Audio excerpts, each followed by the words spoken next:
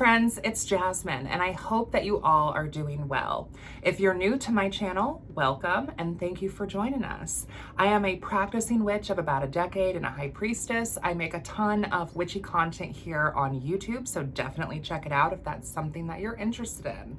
If you're a returning subscriber, thank you so much for coming back. And guys, please make sure to like this video and leave a comment. I love seeing all the engagement and having interactions with you guys down below in the comments. So let me know what you think of this video. And without any further ado, let's get right into it. So in today's video, I'm going to be kind of showing you some folk magic ideas for you to incorporate the celestial season of Taurus into your practice.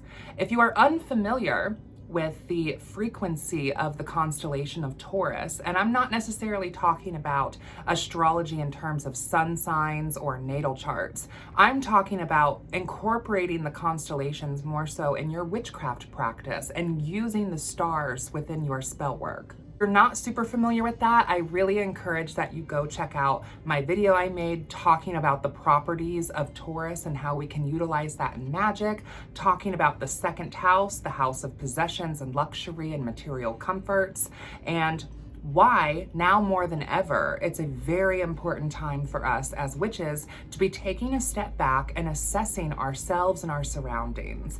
We need to make sure that we are putting our physical wellness, spiritual wellness, emotional wellness, mind, body, spirit health above all else right now. We also need to be taking a look at our assets and our material possessions and seeing what needs to go and what stays. This is a part of like this whole concept of spring cleaning, but it's also metaphysical as well. And then attracting wealth and luxury and good health to us as well. These are all prime aspects of magic that we can really be harnessing. They say that magic follows the path of least resistance. So if we look to the stars and use the stars to be as like our guide, it'll show us how we can weave magic most efficiently and effectively during this celestial season. That you will enjoy this video. I wanted to show you guys a little bit of folk magic, and these are just a couple ideas of what you could be doing right now to really incorporate this energy. You can be making protective talismans and bags for your doors and for your windows. This is a really good time to do so, to protect our material possessions and to also imbue them with enchantments. That could include your boat, your car, your motorcycle, any sort of transportation device. That could also include mirrors above windows, like I said, doorways. I'd also want to think about putting some protective talismans or enchantments underneath doormats or also on gates on your fence line.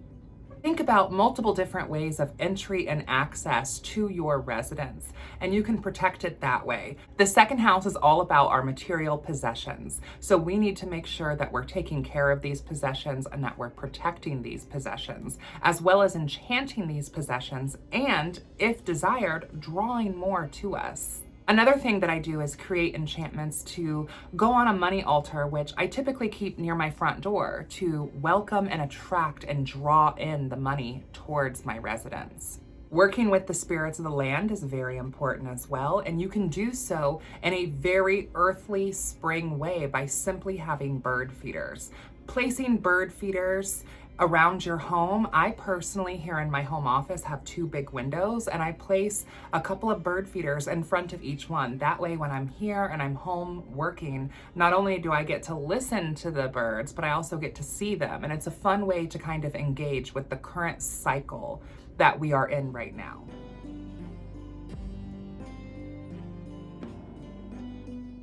Another idea would be working with plant devas, really building a relationship with the plant and kind of fostering that connection between you and the plant.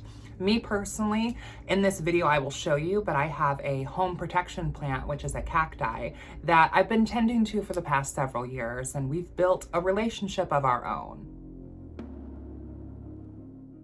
Here in this video, I'm just showing you a couple ideas to work with the energy of the second house and bring the magic of Taurus into your practice. So I hope that you enjoy, and let's roll the footage. So this is a very crude drawing that I've done, but just pretend that you can see this outer circle here. This is the Kyklos wheel. So this is where all of the zodiac would be held within. And then the inside wheel, this would be the wheel of houses. And I'll see if I can throw up maybe like a mock chart on the screen. Some of you may be familiar with this through doing natal charts, but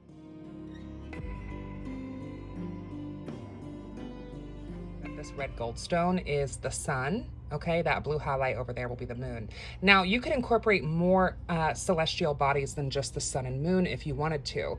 I'm going to be doing this particular spell during the daytime, so I'm not as, you know, focusing on what this moon here is going to be doing. If I was doing this spell at night, I would be more, you know, attentive to what the moon is doing. But right now we are in the solar time of day. And so I'm going to be looking at here, the sun, which right now we are in the season of Taurus. Now you could easily cast a chart if you wanted to take this a step further. We know that it's in the zodiac of Taurus because it's Taurus season. But the thing is, the outer wheel here is based off of the calendar year of the zodiac. So this is time of year. So we know, right, that the sun is in Taurus. However, the wheel of houses inside of here is actually based off of the hours within the day. So that doesn't necessarily mean that the sun is in Taurus and is also in the house of Taurus. That is something that you would have to take a look at if you wanted to get more specific.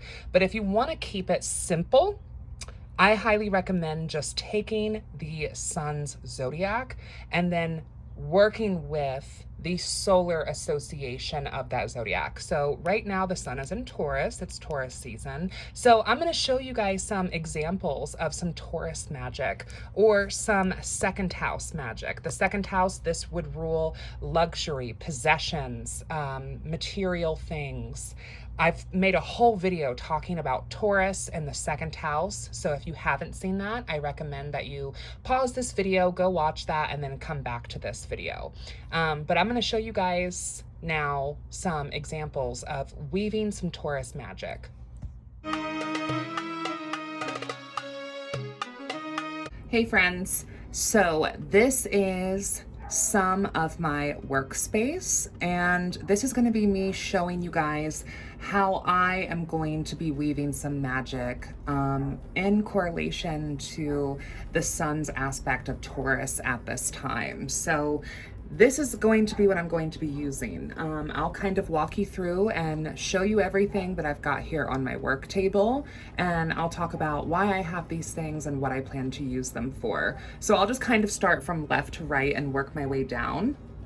I've got a couple of herbs out. First, this is an old pickle jar, so always, always, always save your jars.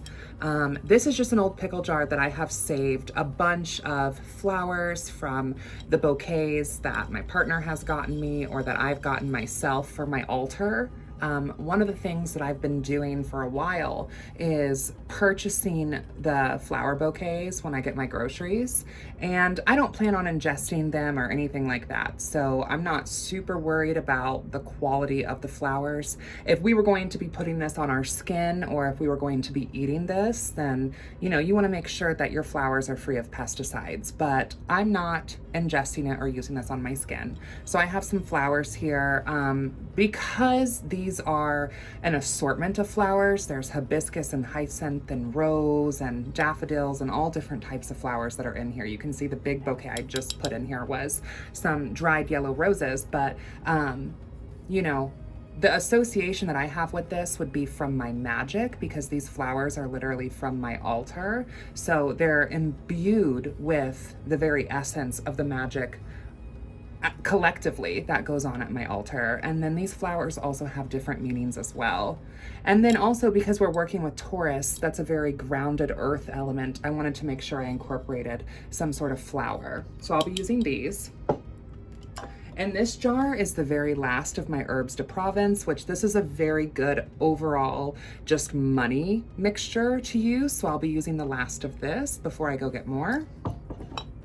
And then I will also be using some wasp hive. This is something that, you know, isn't necessarily as easy to obtain as herbs de Provence, but if you can get some wasp hive, especially if it's just been abandoned, that's the best kind. If you get the kind that you've had to spray pesticides on, if you burn it or things like that, that pesticide is going to go into the air. So I personally recommend, especially in the fall or the autumn, looking around and seeing if you can find some old wasp hives, and if so, taking that and using that in your magic. This is a very, very protective property to use in your magic, and I've used this in all sorts of things. I won't just be using it for this spell work. I've used this for all types of spell work when it comes to love, protection, money, domination, you name it.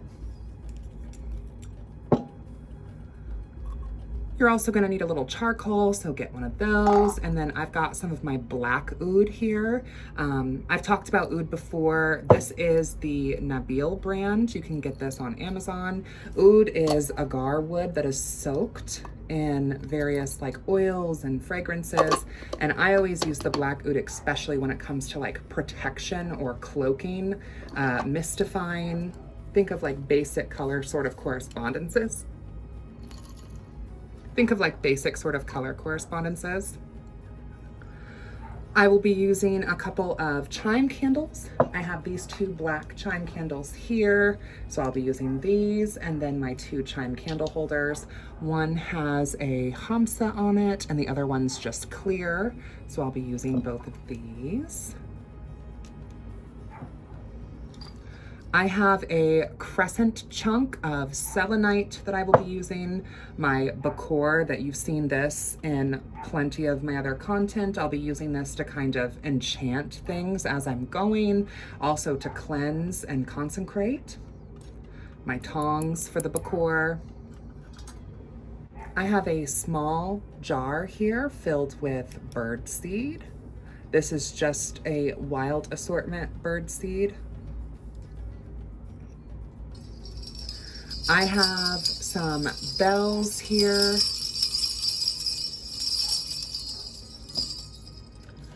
I may or may not, for entertainment purposes only, have a $2 American bill, along with a penny, a nickel, and a quarter in American currency, allegedly for entertainment and educational purposes only. I have my marbled mortar and pestle here that I will be using to grind up some of those herbs that I showed you earlier. Right here, I'm not going to pick it up because she's a prickly girl, but I have one of my house plants that I work with a lot in protection. So I have my plant here. I've got just a working novena candle going. That's just a working candle. In this bowl, I have my rose of Jericho. And then I also have some moss and Jericho pieces down here at the bottom that I will be using as well. I have a planetary servitor sigil that I've made that I will be using, along with some mojo bags here, gree bags, mojo bags, spirit bags, witch bags, whatever you want to call them. I have some La Sorceria oil. I will be using this. And then here I have a, this is a beaver baculum actually. I got this from the bone box. I have a sunstone here that I was showing you guys earlier.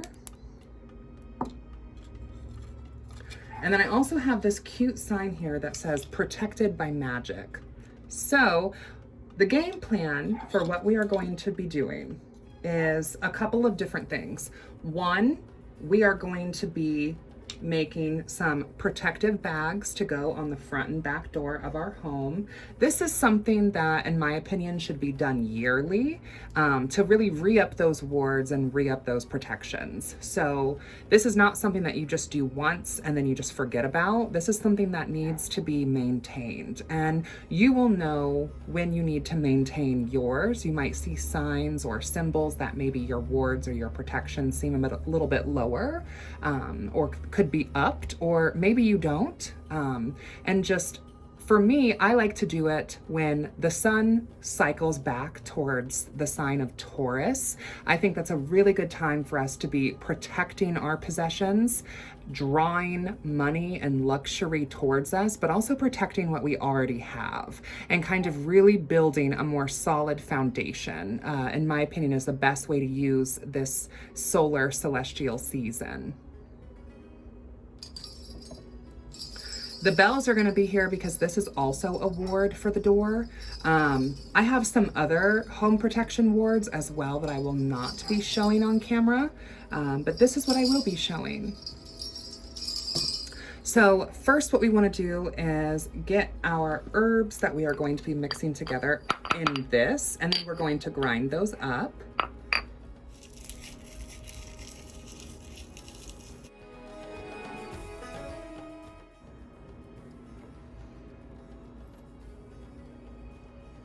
Now that I've gotten my Rose of Jericho pieces out of here and added into this, I'm going to put the Rose of Jericho up. I just wanted to use some of the kind of flyaway remnants from the plant. This is a plant that is used in a lot of rebirthing and resurrection. It's used in a lot of sex and a lot of money workings. So I've taken some of the residual bits of Rose of Jericho that always kind of come off of the plant and added them into my mixture, and then I'm going to be putting this back. Now, some people will use the leftover pieces of the Rose of Jericho in like their floor washes or door washes or things like that. I'm going to be adding them into my protective bags. You're going to take this and you're going to grind this up. And then once you have your herbs kind of all ground up in here, you're going to set these to the side. Now, when you are doing this, if you want to say an incantation or a prayer or speak a spell over the herbs while you are kind of grinding them up, kind of speak your intention to protect the home, to draw money to us, to keep us sacred and shrouded from prying eyes, you know, whatever your intentions might be, you're going to speak that into your mortar and pestle while you are grinding these herbs up. Now, the bird seed that I have here, this is more so to serve as a visual representation of the spirits of the land and our connection as witch to work with them directly. In front of both windows here in my home office, I have some bird feeders, and so these will be charging on the altar. I will not really be interfering with the bird seed itself. I'll just kind of be leaving it here to charge while I'm doing all of this spell work. And then I'll be adding this into the bird feeders when I'm done.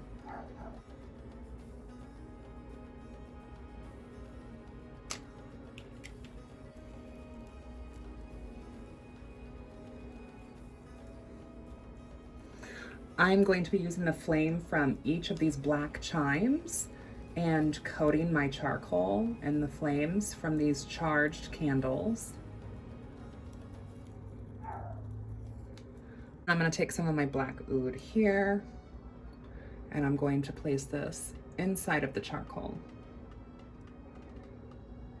And that's how I place my oud there in the bakor.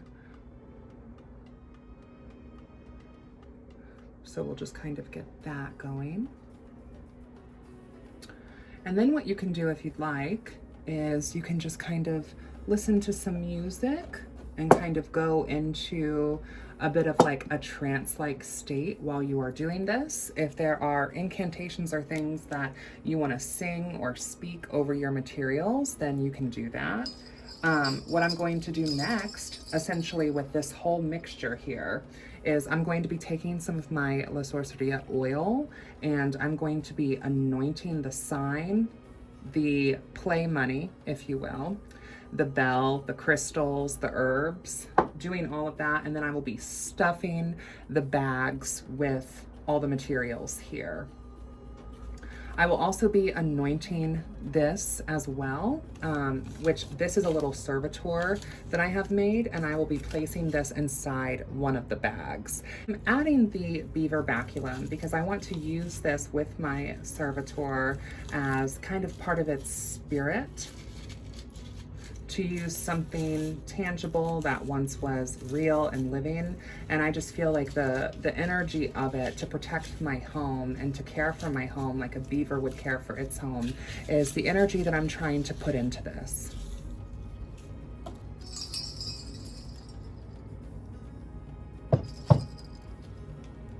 I'm also adding a sunstone here, kind of as a sense for like a fiery wall of protection, along with some change. I'm adding a penny to this one. Copper is very reactive, and I want this to be very, very much reactionary. And then I'm stuffing it here with my herb mixture.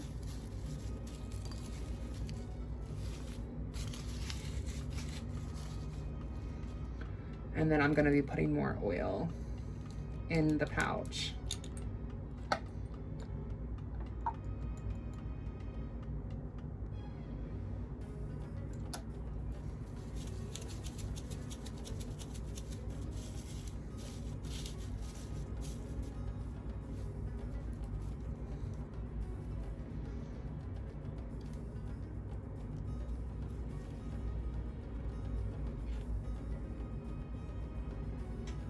Okay, and then there's one. And for the other one here, I've already anointed the silver change that I have and the allegedly for entertainment purposes only lucky $2 bill.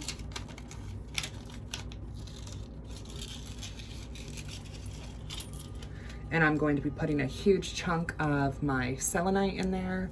This will kind of keep everything going and charged. And then I'm going to add the rest of my herbs to this little pouch.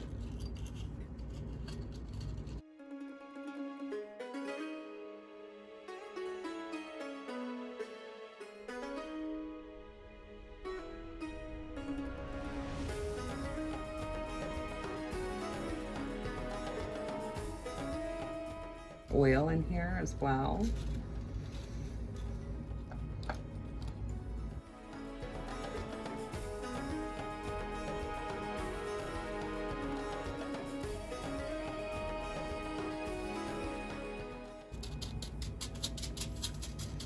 And then I'm just gonna kind of shake any excess that comes out.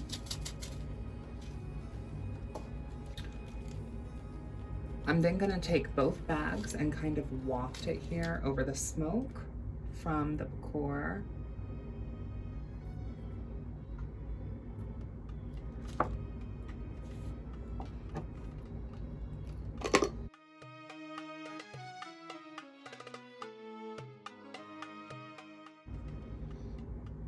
And then what I can do is anytime I think that these wards might need just a little extra oomph, I can take them down and I can waft them back through this protective oud blend.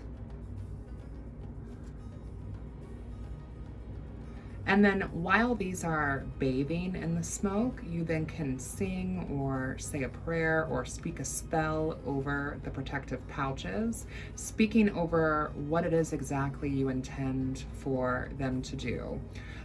Both of these bags are similar, except the black one here is a spirit pouch and the purple one here is more of a home ward, but they both have the same intention, and that is to protect and to bless the home while we are in the solar season of Taurus.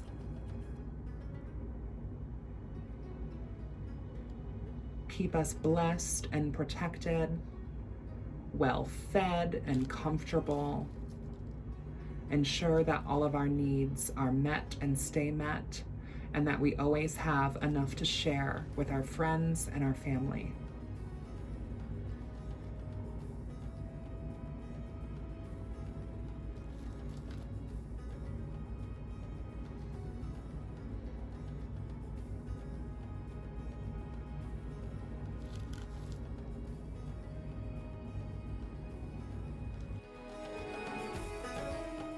Then I've also anointed the sign here with the same sorceress oil. And then I'm going to be also blessing it and consecrating it with the same black oud. I like to use the bells here to kind of also activate these 3 charms, but the bells are also a charm in of themselves. The sound from the bells clears up the energy, and this is something that is often found throughout the Middle East and the Far East, hanging bells from doors or windows is not a new practice. And every time the door opens and closes, it kind of clears and swirls the energy around it. It also is letting you know, of course, too, that the door is opening or closing. So I'm going to speak my intentions over the bells as well, and I'm going to play these bells over my altar using the sound of the bells as a way to also enchant the work.